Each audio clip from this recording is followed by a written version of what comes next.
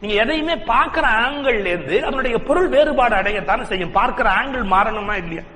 எல்லாரும் ஒரே மாதிரியான ஆங்கிள் பார்க்கறது இல்ல. ஒரு சம்பவம் நடக்கிறது.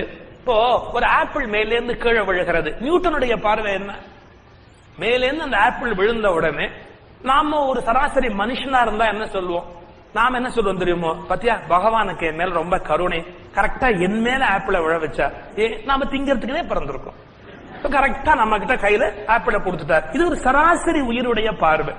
பட் நியூட்டனுக்கு முதல்ல ஒரு கேள்வி வருது, ஏன் இந்த பழம் மேலேந்து கட்டானது மேல் நோக்கி போகல? யாராவது யோசிச்சாங்க?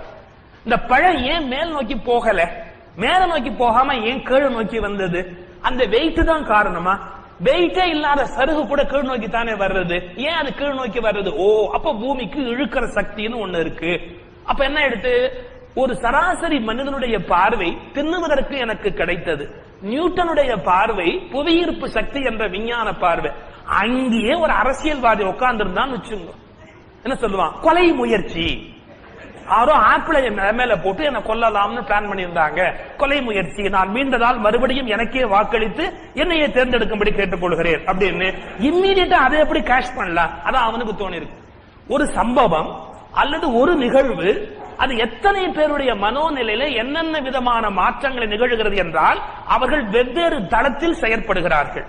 உண்ணும் தளத்தில் ஒருவன் செயற்படுகிறார், எண்ணும் தளத்தில் ஒருவன் செயற்படுகிறார், அதை லாபகரமான தன்னுடைய நன்மைக்கு பயன்படுத்த ஒருவன் செயற்படுகிறார்.